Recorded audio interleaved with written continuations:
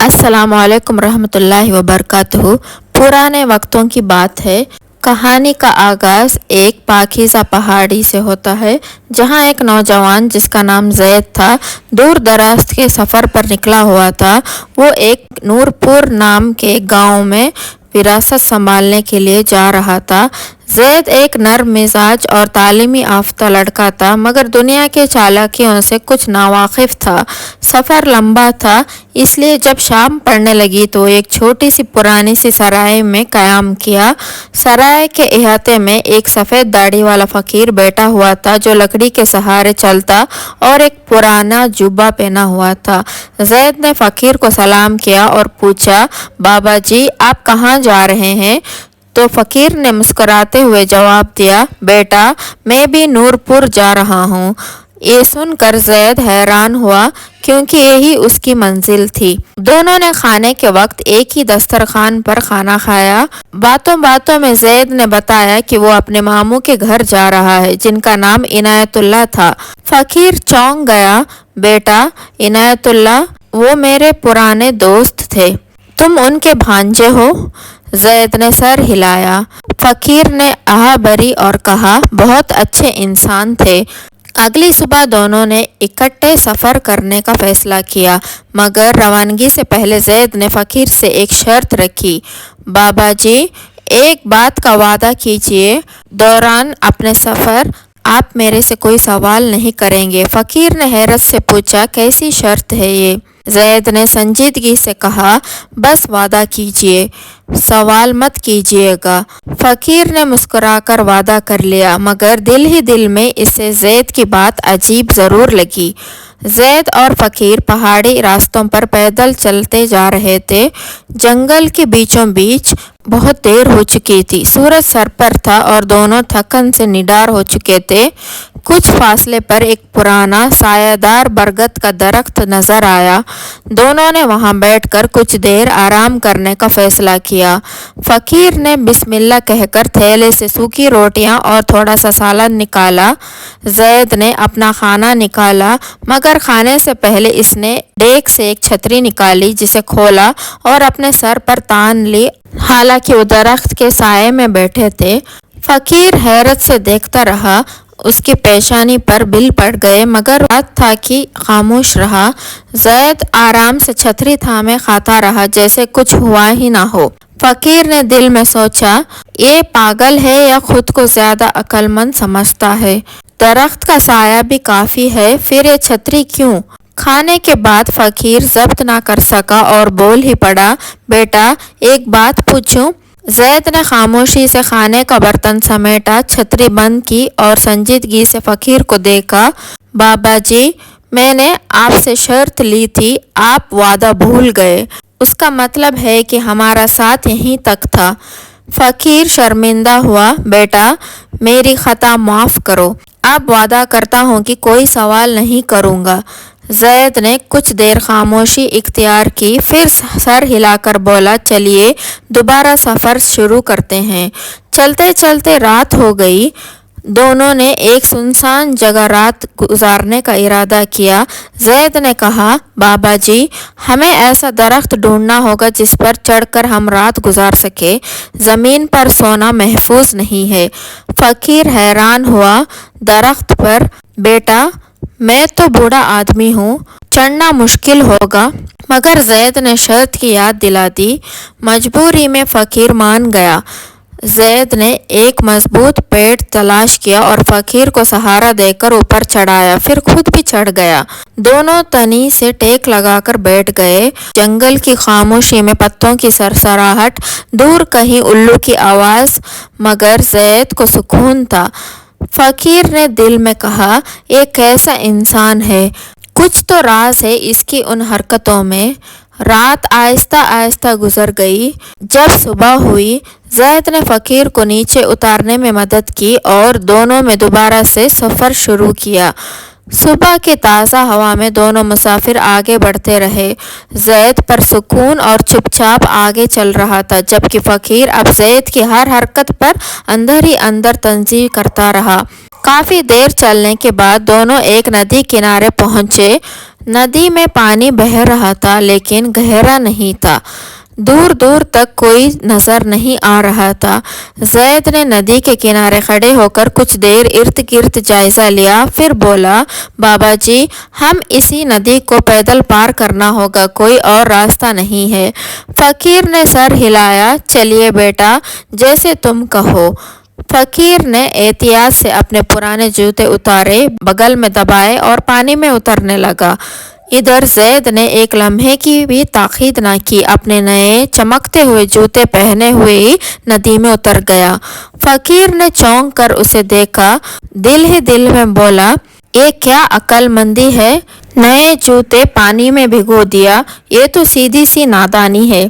مگر اب کی بار فقیر نے زبان نہ کھولی، شرط یاد تھی۔ وہ چپ چاپ اس کے پیچھے پیچھے ندی پار کرتا رہا۔ جب وہ دونوں پار پہنچے، زید کے جوتے مکمل بھیگ چکے تھے، کیچڑ سے لت پت۔ فقیر نے فوراً اپنے جوتے دوبارہ پہن لیے، صاف اور خشک۔ اس نے زید کی طرف تنزیہ نگاہ ڈالی، مگر زید اپنے جوتوں کی حالت سے بے پرواہ آگے ہی آگے بڑھتا جا رہا تھا۔ فقیر کے دل میں دوبارہ خیال آیا، یہ نوجوان آخر کیسا ہے، کہیں یہ واقعی کوئی بے وقوف تو نہیں۔ چلتے چلتے وہ اپنے منزل نور پور کے قریب جا پہنچے۔ دوپہر کا وقت تھا، دھوپ تیز ہو چکی تھی اور بھوک بھی شدید لگ رہی تھی۔ زید پھر بھی نہیں رکا، اس کی رفتار میں مزید تیزی آ چکی تھی۔ فقیر ہامتے ہامتے بولا، بیٹا تھوڑا رک جائیں، کچھ کھا لیں، آرام کر لیں۔ زید نے ہلکی سی مسکراہٹ کے ساتھ کہا، بابا جی، بس کچھ ہی فاصلے پر ہمارا سفر مکمل ہو جائے گا، صبر کریں۔ فقیر نے اب کچھ نہ کہا، مگر اندر ہی اندر سوچتا رہا، یہ سفر نہیں، آزمائش ہے، مگر انجام تک پہنچے بغیر یہ معاملہ نہیں کھلے گا۔ کچھ ہی دیر میں وہ دونوں گاؤں کے دروازے پر پہنچ چکے تھے۔ زید نے فقیر سے مصافحت کیا اور کہا، بابا جی، میرا راستہ یہاں سے جدا ہوتا ہے، میں اپنے کسی قریبی عزیز سے ملنے جا رہا ہوں۔ فقیر نے رسمی طور پر اپنے گھر آنے کی دعوت دی۔ میرے گھر میری بیٹی ہے، وہ بہت اچھا کھانا بناتی ہے، آج کے دن تم ہمارے مہمان ہو۔ زید نے شائستگی سے انکار کرتے ہوئے کہا، بابا جی، آپ کی دعوت کا شکر گزار ہوں، مگر اس عزیز سے ملنے کی تاخیر نہیں کرنا چاہتا، اگر ٹھہرنے کی ضرورت پڑے تو کسی سرائے میں رک جاؤں گا۔ فقیر نے سر ہلا دیا، مگر دل میں پھر وہی خلش باقی رہ گئی۔ زید رخصت ہوا، مگر جاتے جاتے ایک عجیب سی بات کہی، بابا جی، گھر پہنچے تو دروازہ کھٹکھٹا کر اور کھانس کر اندر جائیے گا۔ فقیر نے حیرت سے پوچھا، اپنے ہی گھر میں یہ سب؟ زید نے مسکرا کر کچھ نہ کہا اور وہ رخصت ہو گیا۔ فقیر، جس کا نام حاجی نعمت تھا، گاؤں کے دروازے سے اپنے گھر کی طرف روانہ ہوا۔ دل میں عجیب سی کیفیت تھی۔ گھر کے دروازے پر پہنچتے ہی زید کی عجیب سی بات یاد آئی، دروازہ کھٹکھٹا کر اور کھانس کر اندر جائیے گا۔ حاجی نعمت نے پہلے تو مسکرا کر اسے نظر انداز کرنے کی سوچا، مگر جانے کیوں ایک لمحے کو کھٹکا۔ پھر اس نے زور سے دروازہ کھٹکھٹایا اور ایک بار ہلکا سا کھانسا بھی۔ چند لمحوں بعد دروازہ کھلا، اندر سے ایک جوان لڑکی نکلی، نازک سی۔ یہ تھی حاجی نعمت کی بیٹی زینب۔ زینب نے چونک کر کہا، ابا جان، آپ نے دستک دی اور کھانسا بھی؟ ہاں بیٹی، بس یوں ہی، ایک نوجوان نے نصیحت کی تھی۔ زینب کے چہرے پر رنگ آ کر چلا گیا۔ شکر ہے ابا جان، ورنہ کیا؟ حاجی نعمت نے چونک کر پوچھا۔ زینب نے کہا، ابا، میں غسل خانے میں تھی، اگر آپ بغیر اطلاع کیے آ جاتے تو میں گھبرا جاتی۔ حاجی نعمت ہکا بکا رہ گیا۔ زید کی یہ بات کتنی معمولی لگی تھی، مگر اس نے ایک غیر متوقع مسئلے سے بچا لیا تھا۔ وہ اندر آیا، بستر پر بیٹھا اور دل ہی دل میں سوچتا رہا۔ زینب نے گرم روٹی، مکھن اور گوشت کا سالنا بنا کر رکھا تھا۔ باپ بیٹی کھانے لگے۔ حاجی نعمت نے سارا سفر، زید کی باتیں، اس کی شرط، اس کی چھتری، درخت پر رات گزارنا اور ندی پار کرنے کے سب واقعات زینب کو سنائے۔ زینب بڑے توجہ سے سنتی رہی، پھر دھیرے سے بولی، ابا جان، وہ نوجوان بے وقوف نہیں تھا، وہ بہت سمجھدار تھا۔ سمجھدار؟ وہ جس نے سائے میں بیٹھ کر چھتری کھولی، جس نے ندی میں جوتے بھگو دیے، جس نے بوڑھے کو درخت پر چڑھا دیا۔ زینب مسکرائی اور کہنے لگی، جی ہاں، چھتری اس لیے کھولی تاکہ درخت پر بیٹھی چڑیاں یا پرندے کھانے میں کچھ نہ گرا دے، ایک احتیاط تھی۔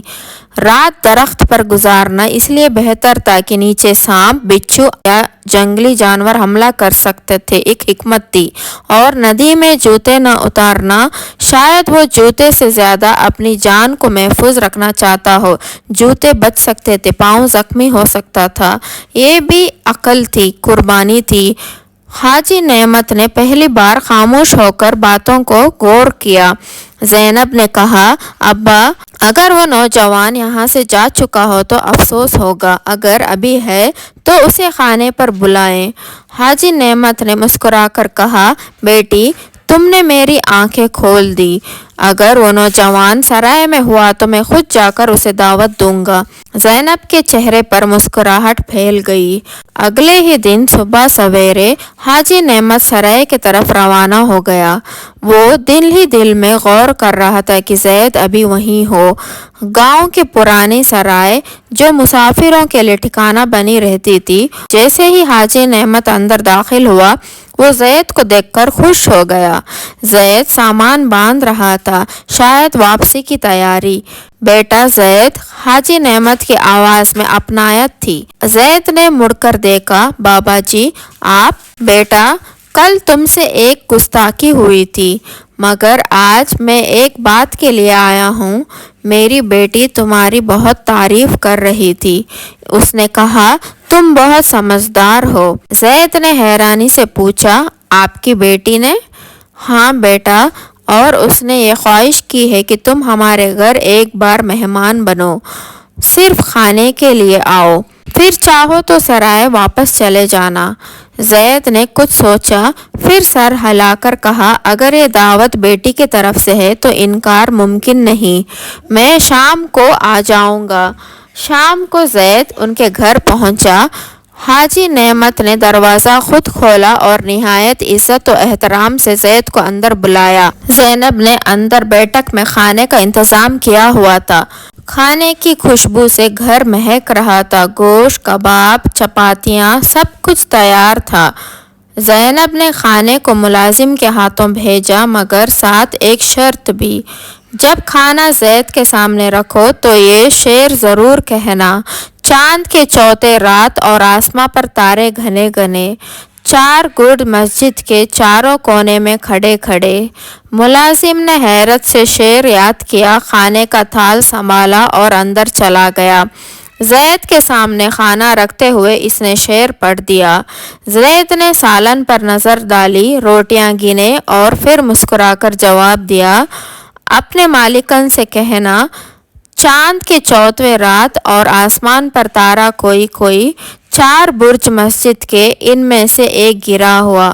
ملازم نے واپس جا کر شعر زینب کو سنایا۔ زینب کا چہرہ سنجیدہ ہو گیا۔ سچ سچ بتا، سالن میں سے بوٹیاں کھائی اور روٹی؟ ملازم گھبرا گیا، اس کے چہرے کا رنگ زرد پڑ گیا۔ اس نے بولا، غلطی ہوئی، بس خوشبو سے دل بہک گیا تھا۔ زینب نے سختی سے کہا، تیری نوکری ختم۔ وہ ایک مہمان کے ساتھ یہ بددیالی کر سکتا ہے تو کسی کے ساتھ بھی کر سکتا ہے۔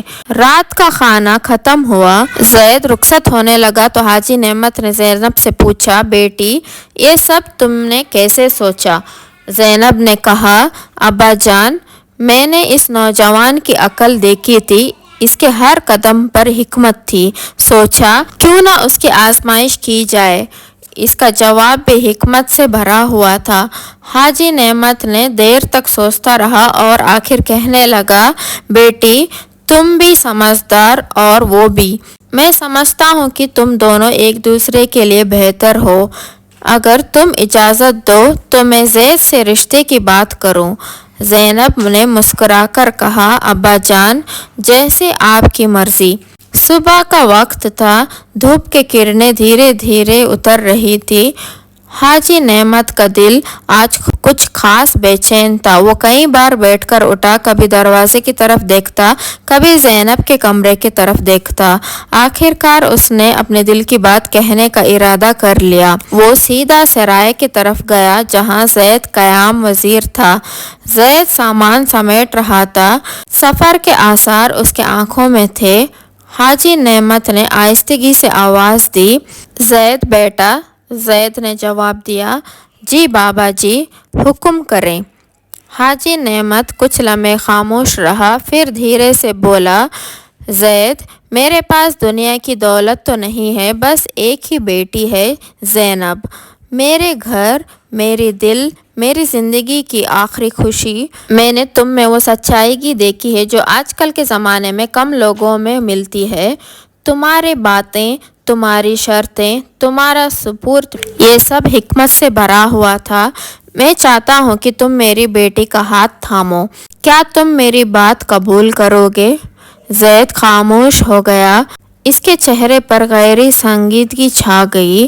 پھر اس نے نظریں جھکائے اور آہستہ سے کہا، بابا جی، یہ آپ کا بڑا کرم ہے، میں اس لائق نہیں، لیکن اگر آپ اور زینب بی بی واقعی مجھ پر اعتماد رکھتے ہیں تو میں وعدہ کرتا ہوں کہ ہمیشہ عزت، وفاداری اور اخلاص سے اس رشتے کو نبھاؤں گا۔ حاجی نعمت کی آنکھوں میں خوشی کے آنسو آ گئے۔ اس نے زید کو گلے سے لگا لیا۔ چند روز بعد زید اپنے ماں باپ کو ساتھ لے کر نور پور واپس آیا۔ سادگی میں مگر خلوص سے بھرپور نکاح کی۔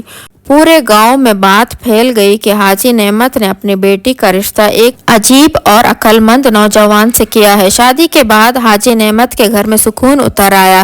زینب اور زید ایک دوسرے کے عقل اور عزت کا احترام کرتے تھے۔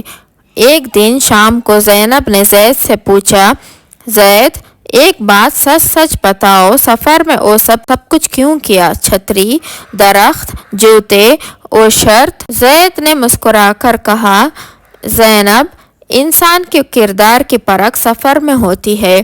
بابا جی کی نرمی، ان کا صبر اور ان کا دل جانچنا ضروری تھا، اور میں جاننا چاہتا تھا کہ کیا وہ صرف بزرگ ہونے کے ناطے عزت کے قابل ہے یا ان میں درگزر ضبط جو اصل بزرگوں میں ہوتا ہے۔ شرط ایک آزمائش تھی، ان کے لیے بھی اور میرے لیے بھی۔ زینب مسکرا دی، اور میرا امتحان؟ زید نے شرارت سے کہا، وہ تو شعر میں تھا جو تم نے پاس کر لیا۔ اور پھر دونوں ہنس دیے۔